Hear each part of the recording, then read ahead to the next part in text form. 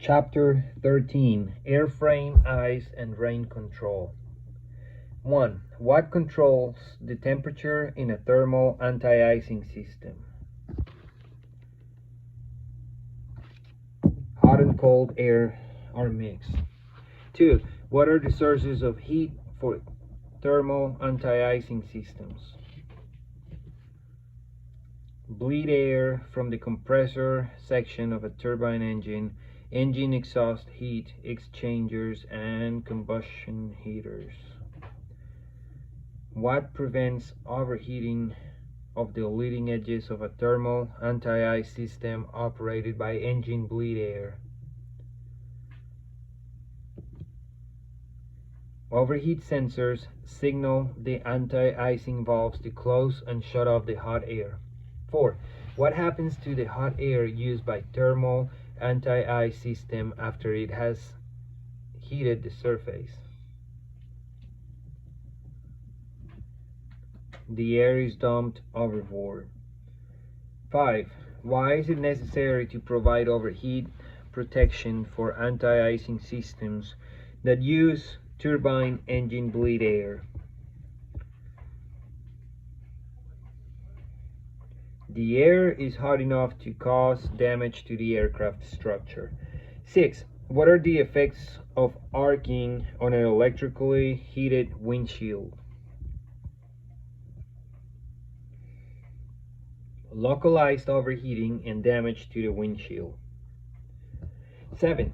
Can the operation of an electrically heated pitot tube be checked with the aircraft's ammeter, and if so, how? Yes. Turn the pitot heater on and observe the deflection of the ammeter needle. 8. Describe several potential problems associated with electrically heated windshields.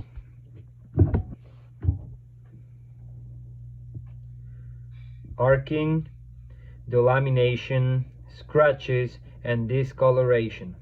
9. Why do some pneumatic de-icer boot systems have an electrically operated timer?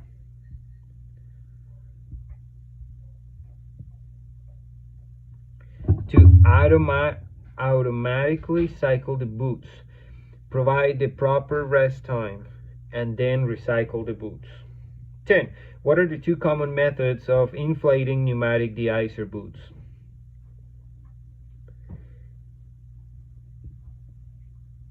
Bleed air from a turbine engine or the exhaust from an engine-driven vacuum pump.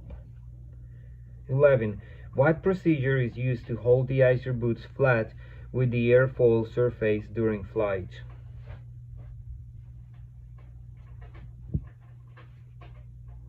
Suction is applied to the boots. 12. Why do some de-icer boot systems incorporate an oil separator?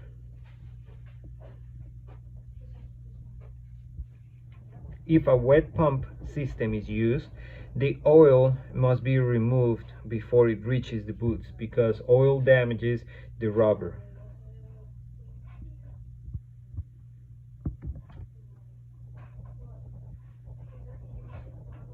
What methods are used to attach a de-icer boot to the leading edges of the wing and tail surfaces?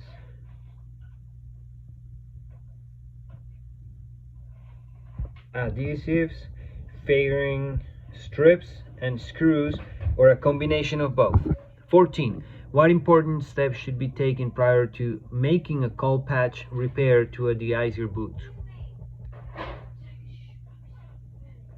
Consult the manufacturer's service manual and follow the repair instructions explicitly. 15. Describe the methods commonly used to remove rain from a windshield. Windshield wipers, a blast of air, or chemical rain repellent. 16. What power sources are used to operate windshield wipers? Electricity or hydraulic pressure. 17.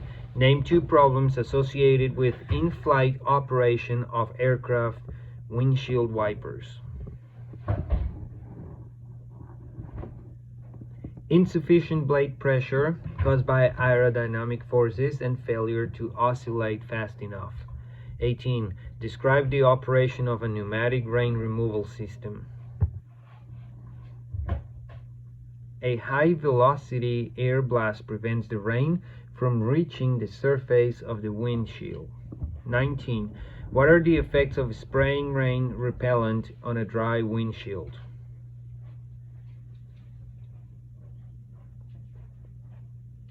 It smears and streaks, which reduces visibility, and it is hard to remove when dry. 20. Where would you find information on the acceptable limits of windshield delamination?